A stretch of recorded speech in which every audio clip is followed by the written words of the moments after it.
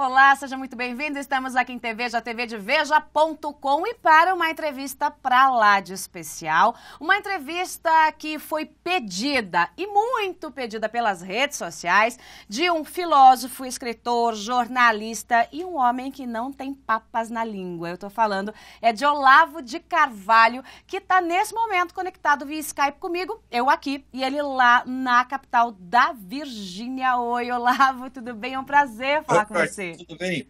Grande alegria estar aqui com você. Eu sou seu fã há muito tempo. Coisa boa. Agora vem... Adoro esse sorrisinho sádico com que você tem notícias. Né? Esse sorrisinho sádico, você sabe que tem muita gente que nas redes sociais diz o seguinte, olha, a melhor coisa é aquele sorrisinho. Tem muito sádico por aí, viu? Tem muito sádico por aí e não tem jeito, né, Olavo? Porque nesse Brasil do PT... não tem muito como a gente não exercitar um pouquinho dessa coisa sádica, porque bater na corrupção é o melhor dos mundos. E eu queria começar exatamente com esse tema. O Brasil tem jeito? O Brasil comandado pelo PT? Esse PT tem jeito, Olavo? Não, com o PT não tem jeito. Nada tem jeito com o PT, nem o próprio PT, evidentemente. Tem que tirar essa porcaria daí, já. Por quaisquer meios concebíveis. Não é isso? Uhum. Se possível, dentro da legalidade, né? Mas que tem que sair de qualquer maneira. O que esses camaradas fizeram não tem desculpa. Você veja o crescimento da criminalidade nesse período, que hoje o Brasil tem quase 70 mil homicídios por ano, né? O crescimento da corrupção. Você veja o Sistema Nacional de Saúde que não funciona. Você vê os nossos alunos tirando sistematicamente os últimos lugares nos testes internacionais. Só por isso, só pela obra do PT na educação, esses camaradas tinham que ser mandados para casa, tá, com um pontapé no traseiro, para nunca mais voltar. Eu acho que esses caras têm que ser, vamos dizer, os seus direitos políticos têm que ser cassados a título vitalício. Você vai e não volta mais. Não fale mais. Fique quieto. Né? Eu sou contra colocar as pessoas na cadeia, maltratar, tal, mas tirar da política, tirar da vida pública para sempre, tem que tirar. Agora, Olavo, a própria legislação, se funcionasse, já tinha dado esse pé aí no PT, né? Porque, quer dizer, um partido que está fundado até o pescoço em corrupção, um partido que é o partido que criou o Mensalão, é o partido que criou o Petrolão, é o partido que mantém as maiores redes de corrupção da história, do mundo moderno. Então, pera lá, né? Se a lei funcionasse e se o brasileiro votasse direito, o PT já tinha sido extinto há muito tempo, né? O problema é que o pessoal fala assim, usa muita expressão, defender as nossas instituições. E confunde as instituições com as leis. Mas as instituições não se compõem só de leis, se compõem, vamos dizer, das pessoas que ocupam os cargos e toda a estrutura do poder. Essas instituições, como elas estão hoje, elas têm que cair de qualquer maneira. As leis podem ficar, mas as instituições não. Não é possível a gente estar com esse Congresso vendido, com esse STF aparelhado, e a gente dizendo amém, em nome, vamos dizer, da pureza das instituições. Até quando vai continuar essa farsa? Você vê que o esquema que eles utilizaram, vamos dizer, de ocupação de espaços e aparelhamento do Estado, funcionou no Brasil, que foi uma maravilha. Nunca o esquema do Antônio Gramsci foi aplicado com tanto sucesso como no Brasil, porque não houve resistência. E não houve resistência porque ninguém acreditava que eles iriam fazer isso. Quando eu escrevi essas coisas 20 anos atrás, todo mundo dizia que eu era louco. Mas as coisas aconteceram exatamente como eu descrevi. Por que eu sabia o que ia acontecer? É porque eu adivinhei? Não. É simples. É porque eu li os documentos internos do PT, eu li as atas do Foro de São Paulo, eu acompanho a produção intelectual desse pessoal comunista universitário. Então, ali é que começam os planos. Tudo que aparece na política foi pensado por algum intelectual universitário com 20, 30 anos de antecedência. Você vê, uma vez conversando com o Roberto Campos, nós colocamos a seguinte questão: quanto tempo transcorre entre uma revolução intelectual e uma revolução política? E fechamos o negócio em 30 anos. Não é isso? Então, para você saber o que vai acontecer daqui a 30 anos, você tem que ver não o que os políticos estão dizendo, mas o que os intelectuais, que são os gurus deles, estão conversando na universidade. E aí eles dizem tudo o que vão fazer. Agora, quando chega na hora de falar para o público, aí a conversa muda. Claro. Aí eles acolchoam, põem, como é que se diz, enfeita, floreia. Mentem mesmo, né? Mentem, né? Mentem descaradamente. Descaradamente, o tempo todo. Você vê, a mentira, nesse movimento revolucionário internacional, quando eu falo movimento revolucionário, eu me refiro a todas as ideologias de massa do século XX, comunismo, fascismo, etc. A mentira não é um erro, ela faz parte da coisa. É a mentira estrutural. Porque se o sujeito diz, por exemplo, o seguinte, nós vamos estatizar os meios de produção. E daí promete isso aí. Todos os meios de produção serão estatizados. Eles não vão fazer isso. Nunca fizeram e não vão fazer. Na União Soviética sempre houve uma vasta área de economia privada. Era ilegal, mas o governo tolerava. Por quê? Porque se fechar a economia privada, acontece aquilo que dizia o Ludwig von Mises. Se você estatiza tudo, não tem mercado. Se não tem mercado, as coisas não têm preço. Se não tem preço, não dá para fazer cálculo de preço. E se não dá para fazer cálculo de preço, não dá para fazer economia estatal. Ponto final. Então, economia estatal é assim, é bolha de sabão, é papo furado. É só para falar, tá certo? Agora, o que é o movimento revolucionário, especialmente o movimento comunista, de fato? Ele é uma vasta estratégia geopolítica de dominação mundial, que não parou de funcionar.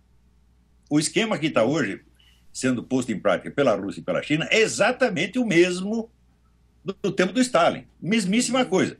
Muda o discurso ideológico, entendeu? Agora, por exemplo, a Rússia está mais com um discurso nacionalista, às vezes até conservador, mas isso é só para enganar a trouxa. O discurso não interessa, interessa as ações. Entendeu? E esses partidos de esquerda, todos na América Latina, estão todos a serviço disso. Agora, o que é o BRICS? O BRICS é um instrumento da famosa Operação de Solidariedade, Pacto de Solidariedade de Xangai, que é um projeto de retomar as áreas que eram do Império Soviético, remontar o Império Soviético e destruir, vamos dizer, todo o esquema de poder ocidental e tomar tudo. Essa ideia de Império Mundial é uma ideia dos comunistas. Eles já têm essa ideia em 1910, já tinha. Né? Agora, Olavo, você tem dito muito, né, e há bastante tempo, que o PT é comunista. O PT é um partido comunista e o PT é comunista e acabou. Né? Que pontos levam você a fazer essa afirmação? O PT é comunista. Claro, ele está dentro, vamos dizer, da estratégia geopolítica comunista. Comunismo não é uma questão de convicção. Isso aí só um amador pensa isso. O sujeito é comunista, quer dizer, ele crê no marxismo-leninismo. As coisas não são assim, meu Deus do céu. O comunismo não é uma religião. Ele é um movimento organizado em escala mundial. Ele tem uma hierarquia, ele tem uma escala de comando. Se o sujeito obedece a essa escala de comando, ele é comunista, ele trabalha para os comunistas. A convicção pessoal não tem a mais mínima importância. A convicção pessoal é importante para o intelectual. Você acha que para o Lula a convicção pessoal interessa? Não interessa. Interessa onde ele está, quais os compromissos políticos dele, a quem ele obedece e a quem ele serve. E ele serve isso de todo o coração. Você veja, é só você calcular, vamos dizer, a fortuna imensa que foi tirada do BNDES para salvar governos comunistas falidos. Impressionante. O Angola, etc, etc. Por aí você veja a importância que o PT tem no esquema comunista mundial. Ele está salvando o movimento comunista. Você vê as Farc, no 15º aniversário... Com o nosso dinheiro, né, Olavo? Está salvando o movimento comunista com o nosso dinheiro. Aí não dá, né? Claro. Esses caras fazem esses regimes que são deficitários eternamente, e daí tem que ter um país capitalista para eles sugarem. Então, daí o pessoal diz, não, mas o Lula está mantendo o capitalismo nacional. Claro, mas essa é a função dele dentro da estratégia geral. Ele não pode estatizar os meios de produção amanhã no Brasil, senão o Brasil vai para o buraco também. E não pode ir para o buraco, por quê? Porque precisa o Brasil para sustentar as Farc, para sustentar o governo de Cuba, para sustentar o governo de Angola, etc, etc. É uma questão geopolítica. O comunismo é um movimento geopolítico, não ideológico. Isso são amadores que pensam isso. Veja, Joyce, eu estudo essa porcaria, vai fazer 40 anos. E eu vi como o assunto comunismo foi desaparecendo da área de estudo do Brasil, até das academias militares. O seu Sarney, com aquela brilhante inteligência, o governo Sarney tirou a disciplina de guerra revolucionária das academias militares, imaginando, não, acabou o comunismo, agora não tem mais. Então eles pararam de estudar, mas eu continuei. Eu tenho uma biblioteca de comunismo aqui, que é um negócio imenso. E o comunismo é ainda, na América e na Europa, uma área de estudos especializados enorme. E eu tenho contato com os maiores estudiosos da área, como o Vladimir Tismaniano, né? O Vladimir Bukovsky, e muitos outros, aqui o Jeffrey Nyquist, quer dizer, pessoal universitário, pessoal acadêmico que estuda isso há 30, 40 anos. No Brasil não tem. O pessoal é amador, o pessoal se deixa guiar pela mídia. Eles ouviram falar, por exemplo, em 1979 caiu o Muro de Berlim, então acabou. Eu digo, é verdade, em 1979 caiu o Muro de Berlim. Acontece que quando chegou no ano de 2000, o filósofo francês Jean-François Révert já publicou um livro que se chama La Grande Parade, que aliás foi publicado até no Brasil, perguntando o seguinte: como é possível que depois de cair o regime soviético, o movimento comunista tenha crescido em vez de desaparecer? E de fato cresceu. Por exemplo, você vê essa onda mundial de anti-americanismo, isso foi o sonho dos comunistas durante décadas. Eles só conseguiram fazer agora. Impressionante, né? Estou conversando aqui com Olavo de Carvalho, este filósofo, escritor, jornalista de língua afiada, que tem uma legião nas redes sociais. É um monte de gente que vai atrás do Olavo. E para onde o Olavo vai, lá está aí a legião atrás de Olavo de Carvalho. Aliás, tem muita gente dizendo assim, olha, dupla explosiva aí, Joyce, você e o professor Olavo. Essa conversa estava já na expectativa de acontecer há algum tempo. Professor, quando o senhor acompanhou o Petrolão e viu as primeiras notícias do Petrolão, o sangramento aí da Petrobras, o desmonte da Petrobras, logo depois do mensalão. De alguma forma, o senhor conhecendo as entranhas de como funciona esse projeto de poder, o senhor se surpreendeu ou era algo previsível? Não, para mim tudo isso está acontecendo e eu já escrevi isso 10, 15 anos atrás. Por quê? Não é porque eu adivinhei, é porque eu li o documento. Se o sujeito diz que vai fazer uma coisa e depois ele começa a fazer, isso significa o seguinte: ele está fazendo. Não é uma coincidência, não é um desvio, você está entendendo? E colocar vamos dizer, os recursos do Estado brasileiro a serviço do movimento comunista mundial, esta é a função, uma das funções básicas do PT. Você vê, no 15º aniversário do Foro de São Paulo, as Farc enviaram uma carta comovida ao PT, agradecendo. Diz: vocês salvaram o movimento comunista na América Latina, que ia acabar, e vocês o salvaram, muito obrigado. É a verdade. Então, a função do PT não é implantar a economia estatal no Brasil, sobretudo a título imediato. Isso seria loucura. Seria matar a galinha dos ovos de ouro. Eles precisam do dinheiro brasileiro para sustentar essa cambada no mundo. Assim, você veja, Stalin, nos anos entre 20 e 30, ele deu uma instrução para o Partido Comunista Americano. Falou: olha, vocês esqueçam esse negócio de proletariado, esqueçam esse negócio de militância. O que vocês têm que fazer é se aproximar dos milionários e do beautiful people, o pessoal do show business, da mídia, etc, etc. Para quê? Para fazer dinheiro para o movimento comunista. Está entendendo? Então isso quer dizer que o Partido Comunista Americano não praticava comunismo nenhum.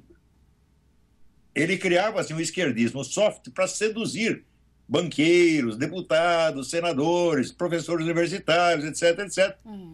Ele serviu não só para dar dinheiro diretamente para os partidos comunistas, mas para induzir o governo americano a ajudar o regime comunista soviético. Você sabe que o governo americano foi o padrinho, ele foi a mãe da economia soviética, induzido a isso por essa gente que o Partido Comunista tinha trabalhado durante muitos anos. Então você olha e fala: nos Estados Unidos não tem comunismo nenhum. Claro que não. Os comunistas não são loucos de implantar o comunismo nos Estados Unidos. Eles querem o dinheiro americano para implantar o comunismo em outros lugares. É o financiamento, é a grana. O financiamento, é claro. É a grana. Quer dizer, e a corrupção é uma coisa que está embutida nisso como uma necessidade, por mim. Faz parte da lógica interna. Você vê, todos os partidos comunistas do mundo se financiaram na base ou do roubo, ou da corrupção, tá certo? Ou do assalto. Por exemplo, o Partido Comunista Soviético, quando fundado, ele vivia do quê? De assaltos a trens. E o chefe dos assaltantes era Stalin. Foi assim que ele subiu na hierarquia do partido. Agora, qual é a diferença, professor, de alguém que assalta um trem e de alguém que assalta o nosso bolso em relação ao Petrolão? Quer dizer, que diferença tem essa atuação seja no Brasil, seja na Rússia, seja na China? Quer dizer, muda absolutamente nada, né? É exatamente o mesmo modo de fazer com uma arma diferente. Com a diferença que quando você põe uma arma, aponta uma arma para alguém, você ainda está dando a cara, né? Sou eu que estou te roubando. Aqui é feito por debaixo do pano. É ainda mais covarde. A diferença: os trens têm de ser assaltados um por um. Ao passo que o roubo estatal já faz tudo de uma vez. Já assalta todos os trens preliminarmente. Entendeu? Então o roubo estatal é evidentemente muito mais eficiente. E você vê, por que esse pessoal petista não sente arrependimento, não sente vergonha? Por quê? Porque eles sabem que eles estão roubando para um esquema de poder. E não para eles, pessoalmente. Claro que eles levam a sua parte. Ficam ricos também. Mas a maior parte é para financiar o quê? O poder do partido, que para eles é o supremo bem. Não existe um bem superior ao partido. Como estão trabalhando no partido, estão todos com a consciência limpa. Estou trabalhando pelo Você bem da... assistiu aquele filme Hoffa? Você assistiu o filme Hoffa com é o Jack Nicholson, né? Não, acho que não, professor, acho que não. É um americano. Acho que não. Foi processado por corrupção, etc, etc. E a desculpa dele foi: mas eu nunca roubei para mim, eu roubei para o sindicato. Que gracinha! É Olha, é o PT, professor. Agora, professor, quando a gente olha esse esquema de corrupção e a gente sabe o que está acontecendo, isso embrulha o estômago, arrepia a espinha, eu sempre fico com aquela pergunta aqui na minha cabeça: por que o povo brasileiro continua elegendo a canalhada? Porque não há outros candidatos. O PT conseguiu fazer o seguinte, conseguiu desmantelar toda a oposição possível. Eles começaram com isso na década de 90. Como é que eles faziam isso? Acusavam todo mundo de corrupção. Uma parte das acusações era verdadeira, a outra era falsa, mas o sujeito saía queimado do mesmo jeito. Nas famosas CPIs dos anos 90, que os astros eram o Zé Dirceu, Genuíno, eles acusavam todo mundo de ladrão. E o PT fez a fama de ser um partido ético, porque ele acusava todo mundo. E enquanto eles estavam fazendo aquilo, o Zé Dirceu já estava montando o sistema de informações petista, que tinha a ficha de todo mundo, e foi a base que eles usaram para montar o mensalão depois. Está entendendo? Quer dizer, eles estão acusando o cara de roubo, eles já estão montando na mesma hora um roubo muito maior. Profissional, então, profissional. É profissional. Você vê, o Zé Dirceu é agente de inteligência treinado na DGI, o Serviço Secreto Cubano. Não é um amador. Inclusive, essa história de dizer ele é ex-agente secreto cubano parece mentira. Não existe ex-agente secreto cubano. Uma vez agente secreto, você só sai de lá morto. Né? Ou autorizado para fazer um serviço mais secreto ainda, que é o que ele está fazendo. Então, essa roubalheira toda não é como a antiga corrupção brasileira, um senador, um deputado queria enriquecer. Não, é um sistema que eles montaram. E isso está rigidamente dentro dos cânones da estratégia do Antônio Gramsci. Basicamente, existem duas estratégias: a estratégia insurrecional, que foi usada por Lenin, e a tal da revolução cultural e ocupação de espaços, que é a sistematização da vigarice, feita por Antônio Gramsci. Sistematização da mentira, do fingimento, é o que eles estão usando. Olha, gente, eu estou conversando aqui com o professor Olavo via Skype, né? Como a gente está no Brasil, do Ministério das Comunicações, do seu Ricardo Berzoini, na internet nem sempre é aquela coisa, né? Mas a gente está ouvindo aí muito bem o professor, de vez em quando a imagem não fica tão nítida. Você sabe como é, né, professor? No Brasil, que tem uma comunicação administrada pelo PT, é aquela maravilha, né? É uma confusão atrás da outra. Nada funciona, só a roubalheira. Mas se a imagem pifar um pouco, não tem importância. Eles só serão privados da minha beleza durante algum tempo. Muito bem. Agora, professor, quando a gente não tem candidato, o senhor disse, olha, o PT conseguiu destruir a imagem, né, daqueles candidatos ou dos que viriam a ser candidatos. De qualquer forma, a gente tem aí uma oposição que tenta atuar, mas me parece meio uma oposição vagalume. Ela acende e apaga. Acende e apaga, acende e apaga. Né? Não pega no tranco o negócio. Não tem oposição nesse Brasil? Acaba sendo quase que, do ponto de vista intelectual, farinha do mesmo saco ou não? Em parte, sim. Você tem oposição pontual, quer dizer, pessoas, fulano, que agem de maneira honrada, combatem mesmo, etc, etc. Mas os partidos estão todos comprometidos com esse esquema há muito tempo. Você vê, o pessoal fala do mensalão, mas às vezes não apreende o que é o mensalão. O mensalão consistia no seguinte: o executivo comprou o Congresso inteiro. Exato. Quase não escapou ninguém. Então, como podemos confiar nesse Congresso e acreditar que podemos corrigir a coisa através do Congresso? Não pode mais. O pessoal também usa o termo, eles aparelharam o Estado, mas eles não levam a sério o que eles estão dizendo. É verdade. Significa que o Estado é um órgão do partido. O Congresso é um órgão do partido, o STF é um órgão do partido, o Funcionário Público Federal inteiro é um órgão do partido, o Sistema Judiciário é um órgão do partido. Só sobrou, de um lado, o esquema, o sistema, e do outro lado, o povo. Eu até fiz uma análise um dia, assim, você chegou a ler o livro do Raimundo Faoro, Os Donos do Poder. Sim, sim. Esse problema do Brasil é o vício estrutural, pelo qual o Estado, a burocracia estatal, não é uma máquina impessoal e científica como em outros países. Ele é uma máquina que está a serviço de certos grupos privados que consigam tomá-lo. Tá certo? Ora, o PT começou combatendo isto, né? Então, inclusive o Raimundo Faoro era um apreciador do PT, ele ajudou o PT a ser fundado, etc, etc. Então, começaram combatendo essa camarilha dominante que o Raimundo Faoro chamava de estamento burocrático. São os donos do Estado. Só que, ao mesmo tempo que ele fazia isso, ele aplicava a estratégia gramsciana, que é de ocupar espaços e aparelhar o Estado. Então, o que aconteceu? O PT virou, ele próprio, o estamento burocrático. Está entendendo? Então, essa mistura macabra, que eu chamo de fauro-gramscismo, deu nisso. Você não pode combater o estamento burocrático se você mesmo se transforma nele. Você está entendendo? Então, se é para combater o estamento burocrático, você não pode usar a estratégia de Antônio Gramsci, porque ela vai fazer de você o estamento burocrático. E o PT não percebeu isso. Então, ele ficou próprio, ao mesmo tempo que corrompia o país, lendo Antônio Gramsci 24 horas por dia e aprendendo a arte da sacanagem política.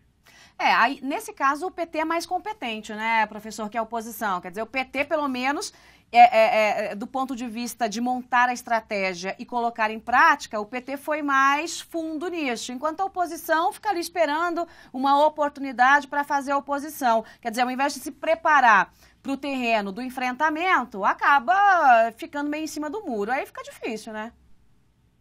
O problema é que é o seguinte, o PT tem uma estratégia, a oposição não tem nenhuma. Exato. Zero. Então, o PT, vamos dizer, os reacionários no Brasil apenas reagem tarde, eles não agem. Tá? Então, você veja, em 1993, eu publiquei um livro que se chamava Nova Era, Revolução Cultural. O assunto do livro era basicamente a estratégia do Antônio Gramsci, onde eu já descrevia antecipadamente tudo que eles iam fazer. E o livro foi bastante lido entre os militares brasileiros. Qual foi a primeira reação? A primeira reação demorou 8 anos.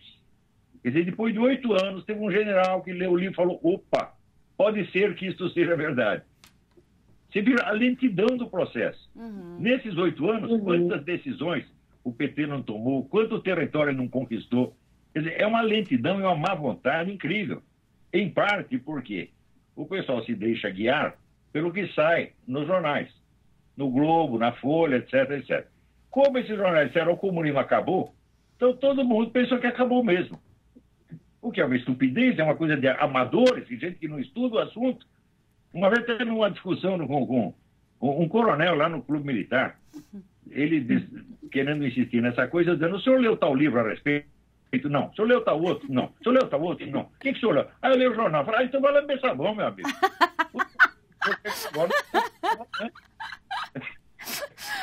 Daí, aí fica difícil, né? Aí realmente não tem propriedade intelectual para discutir, né, professor? Fica difícil. O problema também é que no Brasil, cultura é só enfeite. As pessoas elas querem adquirir cultura para parecer bonito, não é para dirigir a sua ação, para entender o que está acontecendo. Então a cultura não tem funcionalidade. Tá? Agora, o pessoal comunista sabe que não é assim. O pessoal comunista adquire cultura para poder agir, para saber o que tem de fazer. Inclusive reparte essa cultura, não é, professor? Com gente literalmente do mundo do crime, gerando facções criminosas. Né? E eu não estou dizendo agora das facções criminosas de colarinho branco. Eu estou dizendo daquele, é criminoso mesmo, o chefe de morro, o chefe de tráfico. Quer dizer, isso é uma tradição cultural desses regimes comunistas, né? Claro, e isso aí começa na Revolução Francesa, quer dizer, você utilizar a bandidagem como instrumento de ação política. Você usa os caras para você tomar o poder, depois você manda matar todos, mas inicialmente os bandidos têm essa utilidade. Eu falo disso nesse livro de 93.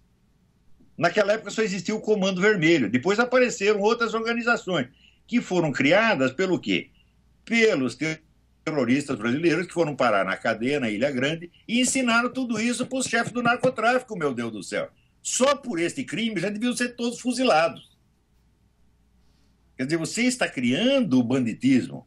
Então, quem é responsável por esses 70 mil homicídios anuais no Brasil? O pessoal da esquerda.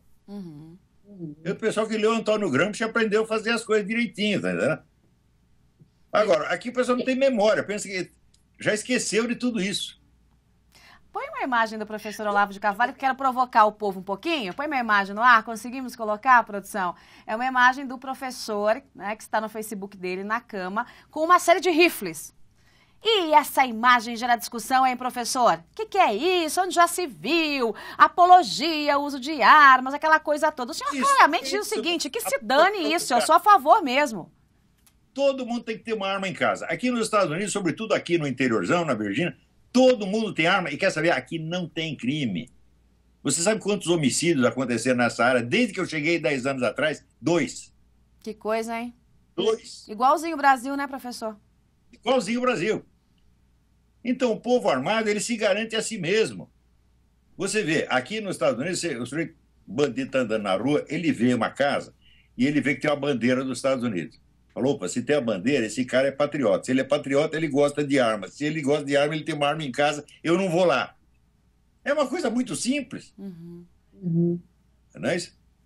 Agora, eu só coleciono armas de caça. Apaixonado por caça. Apaixonado. Caçador profissional.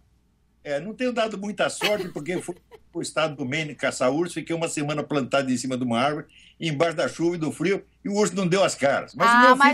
Mas o senhor caçou uma cobra hoje, professor. O senhor conta isso aqui em TVja, que hoje uma cobra se deu mal. Ontem matei uma cobra aqui. Eu estava indo treinar, porque eu fiz um stand de tiro aqui para treinar, né? Vou treinar todo dia. E eu estava indo com uma espingarda calibre 375, que é dessa de matar elefante. Né? E daí eu vi a cobra, falei, pô, atirar na cobra com 375 é um exagero, mas era que eu estava na mão, falei, não vou deixar ela escapar, vai com 375 mesmo. A cobra se desmaterializou. A cobra foi embora, foi embora. Agora, professor, aqui no Brasil tem todo um debate em torno daquilo que é politicamente correto, ou coisa chata, né? O tal do politicamente correto. Eu sempre gosto de dizer no ar que não tem nada a ver com isso, com o politicamente correto, que eu acho uma chatice. Então, quando se discute a questão de armamento, por exemplo, nem se pode ouvir a opinião do outro. Quando se discute a redução da maioridade penal, até pouco tempo também era uma coisa. Ai, meu Deus, não pode discutir a redução, que é isso, vai botar o menino na cadeia. Agora a coisa está mudando um pouco de figura, porque a criminalidade bate recorde em cima de recorde. Em relação à redução da maioridade penal, o senhor é a favor, professor? Quer dizer, botar lá aquele que tem 17 anos e 364 dias na cadeia. Se ele for com um dia antes de completar 18 anos, ele sai, 6 meses depois está livre de ficha limpa. Quer dizer, precisa mudar isso no Brasil? Você veja, todo este regulamento, esse Estatuto da Criança e do Adolescente, tudo isso foi feito para fomentar a criminalidade. Fomentar a criminalidade é essencial para a estratégia revolucionária. Eles estão fomentando isso há 30 anos. Outra coisa, existe um negócio dentro do sistema de inteligência soviética, sempre existiu uma coisa que se chama a desinformação preventiva. Ou seja, quando você quer fazer alguma coisa, você já supõe as objeções que podem surgir e você já as carimba com o rótulo infamante antes que elas apareçam. De maneira a desestimular o aparecimento. Você está entendendo? Então, esse negócio da maioridade penal, das armas, etc., etc., as teses que vamos chamar conservadoras já estavam queimadas antes de aparecer. Antes que alguém defenda a ideia, ela já está carimbada com um rótulo infamante. Chama-se desinformação preventiva. Eles usam isso o tempo todo. Você vê, por exemplo, esse negócio de o comunismo acabou. Então, se você fala de comunismo, você é saudosista da Guerra Fria. Esse rótulo apareceu antes que alguém voltasse a falar de comunismo. Está entendendo? Mas aí é para emburrecer mesmo o povo, né? Para nivelar e fazer um emburrecimento geral da nação. É para você criar uma inibição de pensar. Porque você associa certas ideias à reprovação social. Eu não posso dizer tal coisa, senão o pessoal não vai mais gostar de mim. Uma vez um aluno meu, isso muitos anos atrás, falou, Aí eu não posso continuar estudando essas coisas, senão minha namorada não vai mais me chamar de meu fofinho. Oh, coisa linda. Você vai embora daqui, você não pode estudar essas coisas. Você tem medo, né? Mas eu ainda acredito em Aristóteles. Aristóteles diz o seguinte: a palavra cão não morde.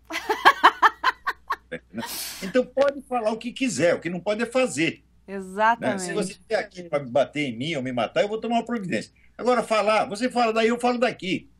Vamos ver, um dos dois vai ser ouvido. Então não pode ter medo de falar, não pode ter medo de mal olhado. Tem aqui um sujeito chamado Jack Wheeler, fez um estudo maravilhoso de como é que esse pessoal da esquerda cultiva nos outros o medo do mal olhado. Não fale tal coisa, senão eu vou te olhar feio. Que medo, assim, que medo. Com medo, meu Deus do céu. Que coisa mais ridícula. Né? Ser covarde é ridículo, professor. Ser covarde é ridículo. Mas você vê, aí passou já da covardia. Por exemplo, se você tem medo de apanhar, acho inteiramente justo. Se aparece um homem 3 vezes maior, você fica com medo de apanhar. Mas medo de que olhem feio, medo de que não gostem de você, que coisa mais idiota. Eu penso assim, quantas pessoas você precisa que gostam de você? Eu assim, aqui minha mulher gosta, meu filho gosta, meu cachorro gosta. Tá bom. Já é mais do que eu mereço. Ai, o professor Olavo de Carvalho, que além de tudo é bem-humorado, né? Ô, professor, tem gente pelo Twitter aqui, o Carlos Jorge, perguntando o seguinte: o golpe petista será sempre branco ou vai endurecer rápido, como na Venezuela? Não, o grande problema do PT é o seguinte: ele não pode instituir o regime socialista, a economia estatizada, porque senão daí o Brasil afunda e acaba o dinheiro para ele dar para Cuba, para Angola, etc. Esse é um problema. Segundo problema, ele não pode instituir uma ditadura porque lhe faltam os meios policial-militares para isso. Ele tentou criar a tal da Força Nacional, não funcionou, e ele não tem efetivamente o controle das Forças Armadas e das polícias estaduais. Está louco para obter. Se isso cair na mão dele, nós temos uma ditadura no dia seguinte. Então, por enquanto, vai ser a ditadura branca. Por quê? Porque o PT não tem meios materiais para fazer outra coisa. Mas é o sonho do PT, né, professor? É o sonho do PT ter nas mãos o poder e a força para fazer de uma vez só todo o serviço que quer fazer. Você vê, existe um conceito fundamental aí em ciência política, que eu escrevi muita coisa sobre isso, que se chama meios de ação. Onde você não tem os meios de agir, você não age. Então, a primeira ação é tentar conquistar os meios de ação. Isso pode levar tempo. Essa é a nossa sorte. Nós ainda podemos respirar um pouco e podemos falar sério. Por quê? Porque o PT não tem meios materiais de tapar a nossa boca. Ele usa esse negócio de MAV, hacker, etc, etc. Por quê? Porque não tem realmente a força. Ele tem o controle da máquina estatal, o controle da burocracia, mas não da força armada. E as suas tentativas de criar uma força armada são pífias, né? MST, essa coisa toda. Para nossa sorte, né, professor? Para nossa sorte. Senão ia ter que ir embora também, professor. Aliás, me fala o seguinte: o senhor decidiu deixar o Brasil. Mata uma curiosidade aqui. Voltar para o Brasil nem pensar, professor? Nem pensar. Quando você sai de um lugar, depois volta a dar um azar desgraçado. Eu vou trabalhar pelo Brasil até meu último dia. Eu vivo para o Brasil. Eu só penso no Brasil. Trabalho para o Brasil. Mas tem que fazer de longe. Sabe por quê? Aprendi isso com Lenin. Lenin dizia: as revoluções se fazem do exterior. Como é que você acha que os caras derrubaram o governo militar? Foi do exterior, foi de Paris, de Londres, de Nova York. Então, agindo daqui, eu consigo muito mais do que conseguia quando estava aí. É uma coisa muito simples. Além do que eu dei sorte, porque um dia eu falei para minha mulher: se eu ficar aqui no Brasil mais uma semana, eu vou ficar louco ser internado no Pinel ou vou matar um brasileiro. Qual brasileiro? Qualquer um. Qualquer um, professor. Você está falando isso. E cai um telefonema dizendo: olha aqui, daqui da Associação Comercial, estão te oferecendo um emprego de correspondente nos Estados Unidos. Eu falei: eu vou já. Agora. Agora. E vim e estou aqui, graças a Deus. Agora nem estou mais como jornalista, eu ganhei esse green card, esse visto de special abilities, né? O pessoal me pediu 4.000 páginas de documento para comprovar toda a carreira, tudo com documento, e deram lá o tal do special abilities, e estou aqui como residente legal, não mais como jornalista.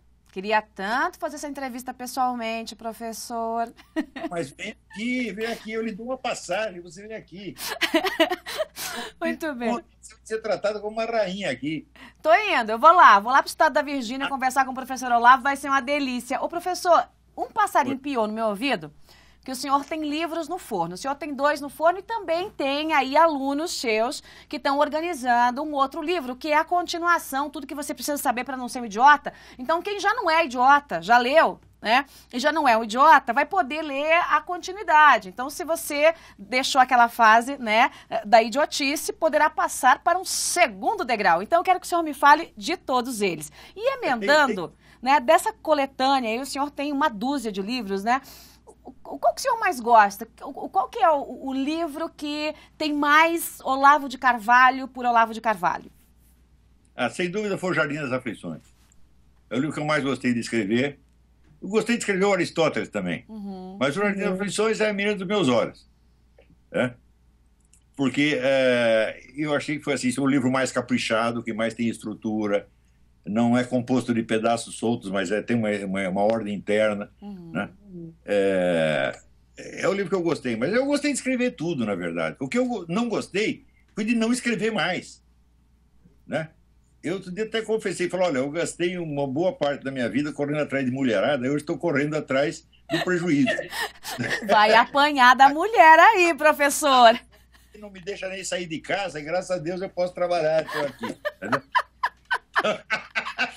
Um ex-mulherengo assumido. Assumido. Agora, o que tem no forno aí, professor? O senhor me disse que tem 1 ou 2 livros que já estão no forno, que vem por aí. Tem 3, na verdade. Um está sendo organizado por 2 alunos meus, a partir de textos que já existem, que seria uma parte mais filosófica para complementar o idiota. Então, deve se chamar o Manual do Ex-Idiota. Sensacional. Quer dizer, você já entendeu que não pode ser idiota, que é perigoso ser idiota. Então, aqui está o caminho das pedras. Como é que você estuda, o que, é que você tem que estudar, blá, blá, blá. Esse é o primeiro livro. O segundo é uma coletânea de posts meus do Facebook, que eu uso o Facebook como um diário. Tudo que tem ideia que me aparece na cabeça, eu meto lá no Facebook para não perder. Porque se for anotar em papel, eu vou perder. No meu HD eu também perco. Então, vamos botar no Facebook. Então, estou selecionando os posts mais importantes, fazer uma coletânea que vai se chamar o Guru de Varginha. Por que o Guru de Varginha, professor? Tinha uma senhora que não gostava de mim, falava muito mal de mim. Ela sabe mais da minha vida financeira, erótica e criminal do que eu mesmo jamais soube. Sensacional. E ela não conseguia falar Virgínia, falava Varginha. Então, em homenagem a essa senhora, eu estou fazendo aí o Guru de Varginha. Veja só, essa mulher homenageada, né? A mulher que odiava o Olavo de Carvalho, homenageada. Então, a gente tem aí... E tem mais um, tem? Eu adoro essas pessoas que falam mal de mim, porque elas me dão lembretes de coisas que eu deveria explicar, tá entendendo? Tem um até que coletou um monte de documento da minha biografia, interpretando tudo errado, misturando épocas. Tal. Eu jamais conseguiria juntar esses documentos. Se eu quiser fazer uma autobiografia, eu vou ter que recorrer aos inimigos. Mas aí é bom, deixa que eles trabalhem, professor.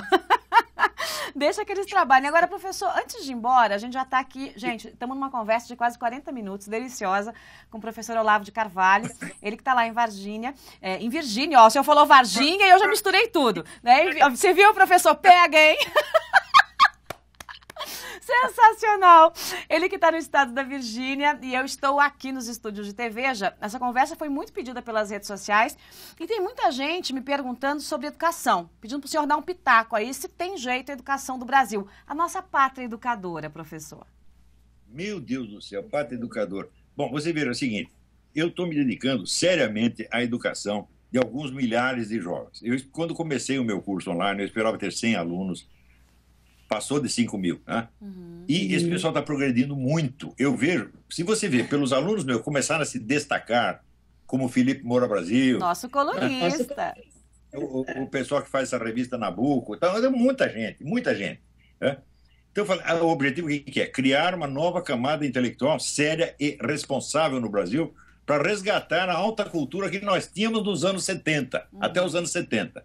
Nós temos que recuperar aquilo, de qualquer jeito. Porque se você não tem a alta cultura, você não tem as referências, as pessoas ficam sem senso de medida, não sabem se orientar mais. Então, Se você não tem... É o que dizia o Hugo von Hofmannsthal, poeta austríaco. Nada está na política de um país que não esteja primeiro na sua literatura. Então tem que consertar primeiro a literatura, a esfera do pensamento, etc., para que isso venha a ter uma consequência boa na política, às vezes 20 ou 30 anos depois. Isso eu prometi que ia fazer, estou fazendo e está funcionando, graças a Deus. Que maravilha. Né? Durante muito tempo, eu dizia para minha mulher, eu sou o maior fracasso pedagógico da América Latina, porque eu ensino, mas ninguém aprende nada. Mas de uns 20 anos para cá, isso mudou. Começaram a aprender, a progredir. Eu estou maravilhado com os meus alunos, tá entendendo? Eu tenho excelentes alunos, estou muito orgulhoso deles e muito contente com isso, está entendendo? Está funcionando. Que maravilha. Eu espero que eles não se dispersem, porque negócio de política é peste, está entendendo? Dispersa a gente. A gente vê que tem que intervir em certas situações e a gente se gasta muito nisso. Mas eu espero que continue estudando e se fortalecendo. Ainda vamos dar uma lição ao mundo. Vamos ver o que dá para fazer, vamos mostrar a força do Brasil na esfera da inteligência. Que delícia, que delícia. Gente, eu conversei hoje com o Olavo de Carvalho. Tem muita gente aqui dizendo o seguinte, hashtag Olavo na TVeja. Então, professor, como o hashtag Olavo na TVeja, eu já vou ter que deixar um outro convite público para a gente fazer uma segunda edição dessa conversa, porque 45 minutos não deu para nada. Precisa mais, né? Quando quiser, você aqui manda. Delícia. Professor, muito obrigada pela conversa, muito obrigada pela entrevista. Adorei, o senhor disse no começo que o senhor é fã, meu fã aqui de TVeja. Eu é que sou sua fã, professor. Então a próxima conversa será marcada muito em breve. E quem sabe eu vou entrar aí na lista de aluninhos de Olavo de Carvalho, que tal? Ótimo, e vem aqui, venha nos visitar. Aqui é um lugar muito bonito e aqui a minha casa é um lugar muito divertido. Muito bem. Obrigada, professor. Um beijo grande, viu? Até a próxima. Beijo. Tchau.